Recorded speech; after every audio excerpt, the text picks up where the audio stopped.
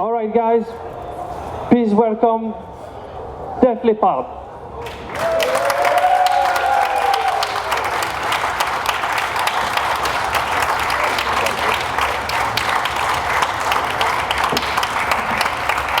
Bonjour, how we doing?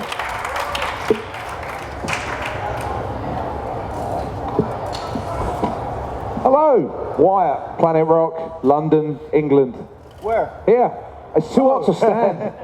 I'm boiling. How you doing? I'm good, thank you. I've got a twofold question with a bit of context so it'll make a bit of sense. This union with Motley Crue, I call it a union because it's going on and on. You did the stadium tour in the US, that happened after the pandemic, and now you've done the South American stuff. We're here in France, done Europe, you're going back to the UK. Firstly, how much longer are you two going out together? And the reason I ask that is because Pyromania's 40 this year, and I know you've done anniversary shows before. I wondered if you might do any other anniversary shows. The band's formation's nearly 50 years away, so... No, I don't think we're going to do a 40th anniversary, but we're going to be touring with Motley till the end of the year, because, you know, we've got that stuff in Australia, Japan, and that's like November. So, yeah, we'll keep going till then. We're having a blast. We're loving it with them. We've known them since 1983. So it's like just a bunch of kids on your mates at school, really, only in a big plane instead of a bus. Hello. Hello. Laurent of Metallian Magazine, you have just released a symphonic album, which sounds really great. Thank you. It's not really your world, so how did you prepare yourself for such event as a rock musician? And how is it to play with a classical music orchestra? Well, it was certainly a pleasure to watch them work. You know, Joe had to re-record some vocals. Too Late for Love, the verse melody was too high, which was appropriate with a rock band, but not so appropriate with an orchestra, so he re-sang that. I think most of our input was giving opinions on how to redress the songs, like what to take out and what to leave in, and how to find that right balance. We were very fortunate that we have a wonderful relationship with an arranger called Eric Gorfin, who's an old friend of ours, lives in Los Angeles, and he's done string arrangements for Def Leppard in the past. And Eric was very patient with us. He would do mock-ups on his keyboard and send them to us, and we would say yes, we would say no, try this, try that. I think, you know, certain songs we knew before they even started, they were going to sound pretty stupid. Like, I think Pour Some Sugar. Yeah, Pour Some Sugar. You know, it's probably the band's biggest hit, but we knew before they even started, we said this isn't going to sound good because it sounds leaden, like pompous to put big strings on rock songs usually, you know, so we really had to change some things to make it work. I think Animal is a wonderful example where, you know, the drums were pulled out, the guitars were pulled out, and there was so much space allowed for Joe's voice in the verse. It's a wonderful vocal by Joe, probably one of his best ever. He's just got great tonality in his voice, and recorded in Paris, by the way. So, there you go, recorded in Paris. So, you know, that song was really allowed to breathe. That vocal was really allowed to shine, and then the band comes in at various points throughout the song, you know. So that was a really good example of that. But Sugar didn't work. We did try, and that's why we had to end up going with a different version. This version that our friend M. Greiner had recorded years ago, and so we reworked that. You know, and then other songs really lend themselves to the drama and the majesty of an orchestra. Usually the big epic tracks like Gods of War or Paper Sun, you know, they just become so much more, so broad and so cinematic in scope when you put this orchestra on it, because there's so much room for the orchestra to add drama to songs like that are naturally dramatic to begin with. But with the straight up hard rock songs, it's very difficult. Rock of Ages was another, you know. So, that was really our work, you know, was to be executive producers. I think, you know, Joe was really the only one who had to go into the studio and re-record. But for us to be in the studio at Abbey Road with the orchestra was a real pleasure. I mean, they're so incredibly talented, all of them, and just it's such an emotional experience to be in a room with an orchestra and to hear your music have this whole different life with this incredible different genre. Hi. Hello. Hi. Hello. I'm Amelia from twinmusics.com. I'm going to ask you our signature question today. So if you could have any band play one of your songs, which band would it be? Which song would it be? And would it be in your style or their style? Oh shit, I don't know. Come on. Anyone, we'd have to hear it. Like, for example, Vivian just said our friend M. Griner had done this version of Pour Some Sugar on Me. And we didn't even know about it. 20 years ago, she sent us a video. And we're like, whoa, this is great. So that it's something like that. You never know how someone's going to do it. Be great to hear, I don't know, Jimi Hendrix Experience or something to a song. You know, I mean, it could be anyone. It depends on where they go with it. So yeah, we hear lots of different versions of our stuff. Some are great and some not so great, you know. Hi guys, Eamon from Eon Music in Ireland. Hey Viv, how's it going? Viv, you've been in the band 30 years now, but Phil, it could have been so very different. Adrian Smith from Iron Maiden almost joined Def Leppard. Tell me what that was like, rehearsing with Adrian Smith. How far did it go? What did it sound like having an Iron Maiden member possibly going to take what became Viv's place, and how do you think history would have recorded that? So we invited 5 people we knew, 5 friends, and Vivian just fit in straight away. It was just like meant to be. Adrian's great. He's a great singer. That was one of the other things, you know. So if you can sing, and there were some other people we played with. John Sykes, also amazing player, amazing singer. Vivian's voice is unbelievable, and more than that, he just fit in the style of what we were doing. So with Adrian, he played in context with what we were doing when we were rehearsing. I mean, we're doing Def Leppard songs. We ain't doing Iron Maiden songs. We ain't doing Dio songs. We're doing Def Leppard. So whoever comes into our house has to kind of play by the same rules. So that was the thing, and Viv fit straight in, you know. And like I said, there was only 5 people. We didn't do like cattle calls or anything like that because it was still a bit painful, you know, after losing Steve, to be quite honest. So we wanted someone who emotionally would work with us and as a family member. And Viv did straight off the bat. It was just wonderful, you know. So there you go, and here he is. And actually, if I may follow up, if I can be cheeky, sorry. One of my favourite moments in Def Leppard set is Switch 625. What's it like for you guys as guitar players to reinterpret the work of, I think Pete and Steve were very underrated actually as a duo, what they brought. Your styles coming in and doing them, does it feel something special to be doing their? Well, you know, their we do our thing. You know, me and Viv have been in the band longer than Pete and Steve have. So we do our spin on it, our take. You know, we play very different from each other, but we're a duo, we're a partnership, and we have been for 30 years, and that's such a big deal. And we nail the fuck out of it in a very different way to what they would do, you know. So it's we kind of made it ours. We respect what the song is. It's awesome, obviously. Sounds killer on the new album, the Drastic Symphonies as well. But we made it our own, and we do our thing we still make mistakes on it every single night. Oh, I make a mistake every fucking night. I get it wrong. There's always one note at least. Yeah, we always listen out for it tonight. There'll be a few. And Hysteria. I always fuck up on that as well. But yeah, yes, it's rock and roll, you know. Hi guys, I'm François from Metal de France, the biggest metalheads community in France. I have a question for you. 40 years more or less of career.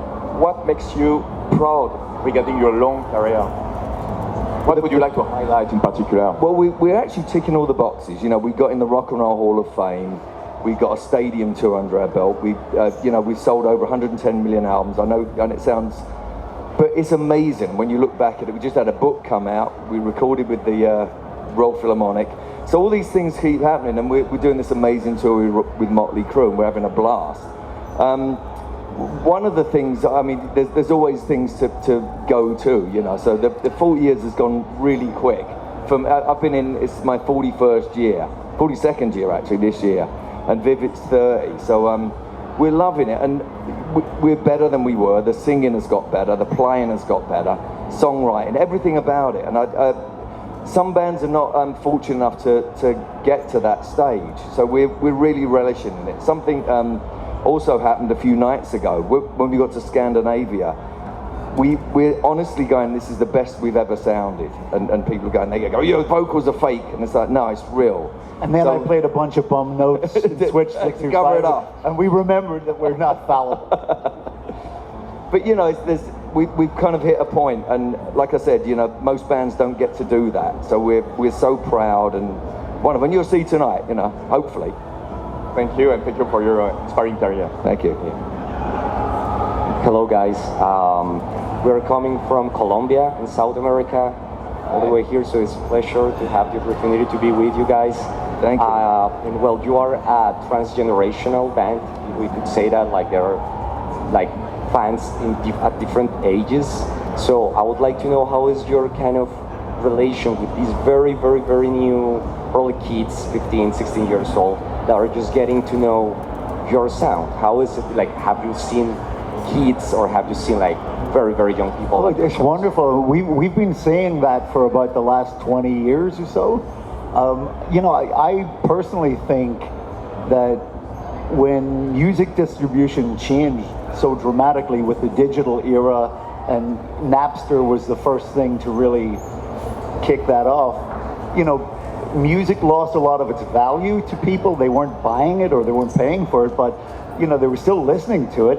And I think that, you know, obviously with younger people are more motivated by technology and technological change. And so I think all of a sudden, a lot of younger people were listening to this band called Def Leppard, you know, and bands of our generation. And, you know, we'd start to see people at our shows who didn't fit the usual demographic. And here we are 20 or so years later, and all around the world, in your country and indeed here in France and in UK and the United States and Canada, you know, we play now to a multi-generational audience. And it used to be, maybe 30 years ago, there were some kids in the audience because their parents brought them. You know, now they're there because they want to be at a Def Leppard concert. And it's really energizing for us because, you know, we've played so many of these songs we've been playing for decades. So for us to play them one more time, it's difficult to get that enthusiasm, and we always feed from an audience. We're like vampires. We need the energy of an audience, and whatever an audience gives us, we take it in and we give it back 100 times more. And it's that energy that we rely on. And when we have a younger element in our audience, it nourishes us and it makes us feel energized again, and that's part of what keeps us going. And we're happy to see it grow. And can I always say that the lighting in here is really harsh. I'm sorry. I'm sorry you have to sit in this room. It'll give you a headache. Thanks a lot, guys. Hi, Phil. How are you? Hey. Jeff Farrell here, the Irish Daily Star. I saw you about 30 years ago playing guitar and music maker in Dublin. You were absolutely brilliant. Oh, thank you. As a young guitar player, you blew me away. I was awestruck. You were there with Steve. So I know you lived in Dublin. Can I ask you, did you enjoy living in Dublin? You used to hang out in the Pink Elephant and so forth.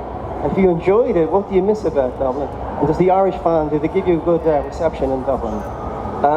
It's got so much culture to it, obviously, a lot of writers and everything, and you feel that there. When we first went there, it was just it was very much a pub culture. Mainly, that was the thing, and I just stopped drinking, so it was kind of hard for me at first. But you know, what I really miss, like 40 Foot, I used to go swimming in there. Amazing, you know, by the James Joyce Tower.